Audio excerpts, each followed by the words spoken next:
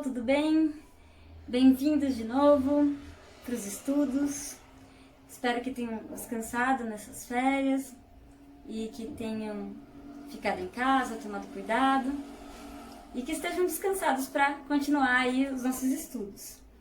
Estou gravando esse vídeo para fazer uma revisão com vocês das principais coisas que a gente viu no semestre passado. Não no semestre inteiro, mas no final do semestre passado.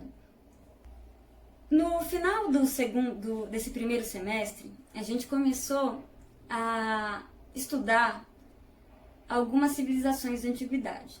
Então, a primeira coisa que eu quero que vocês saibam é o que é uma civilização, né? Quando eu estou falando em civilização, eu estou falando em pessoas organizadas em um ambiente urbano desenvolvido. E essas pessoas, elas estão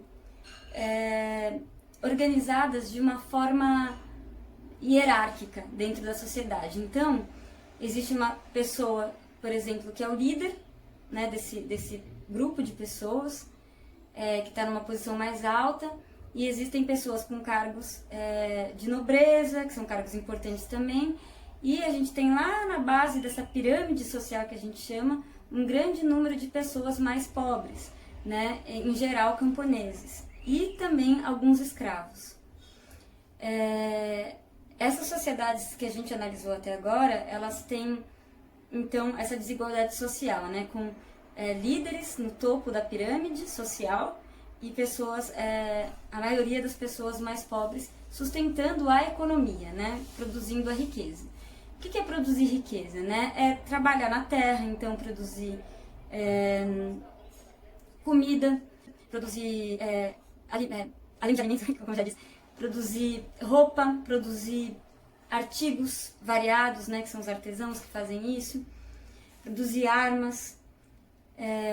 Então a gente tem essas pessoas especializadas em fazer esse tipo de coisa, né? A gente tem os camponeses que trabalham na terra, que também domesticam o gado, a gente tem os artesãos que fazem uma série de outros objetos, armas, espadas, e a gente tem comerciantes que fazem o comércio de alguns produtos, e mais ou menos em toda a sociedade vai ter esse tipo de cargo, né? Então, camponeses, artesãos, pessoas que são dedicadas ao comércio, pessoas da nobreza que têm cargos públicos e na administração dessa sociedade de maior relevância, né?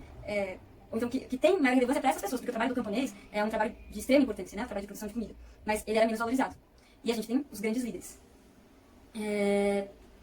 Dessas sociedades que a gente analisou, vamos pensar um pouquinho por onde a gente começou, né? A gente começou lá no território asiático, no que a gente chama hoje de Oriente Médio, na região entre dois rios. Os rios são o Rio Tigre e o Rio Eufrates. Essa região que fica entre o Rio Tigre e o Rio Eufrates era chamada de região da Mesopotâmia. Meso, meio, potamo é rio, então região no meio de rios. E hoje em dia ocupa essa região o Iraque, principalmente, partes do Kuwait e de outros países lá do Oriente Médio, no continente asiático. Então, quando eu falo de Mesopotâmia, eu não falo, assim, os mesopotâmicos, eu geralmente falo os povos mesopotâmicos, porque foram muitos povos que habitaram nessa região. A gente viu principalmente quatro povos mesopotâmicos. O primeiro povo que a gente viu foram os sumérios, aí a gente viu um pouco dos assírios, dos amoritas e dos caldeus.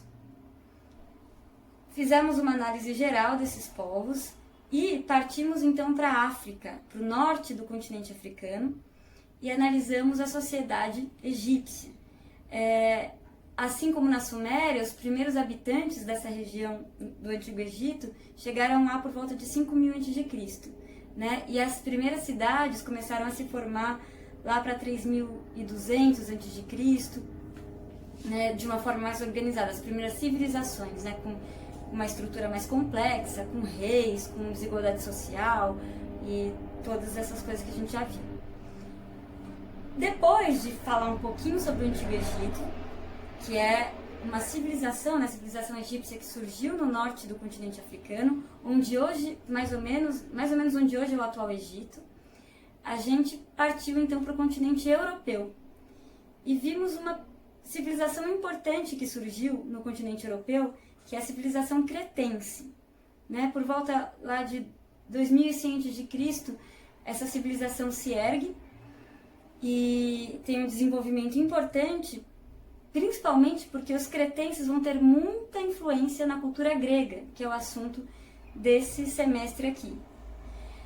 Então, só para deixar claro, os cretenses não são gregos, tá? Mas eles tiveram influência na cultura grega. Quer dizer, a cultura grega ela é formada por uma soma de culturas e uma dessas culturas é a cultura cretense. Então, muito bem. Agora, falando de algumas coisas gerais, ainda antes de partir para o tema principal dessa aula. A gente viu que essas sociedades, elas têm uma coisa em comum no que toca a religião.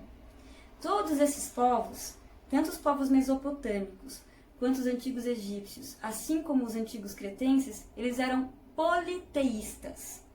Então, eles acreditavam em mais de um deus. Sempre que eu falar que tem dessa palavra então teocracia, teísta, tudo tem a ver com Deus, porque tel significa Deus em grego. Poli é muitos, então politeísta é muitos deuses. Monoteísta é um Deus só. Por exemplo, um ateu.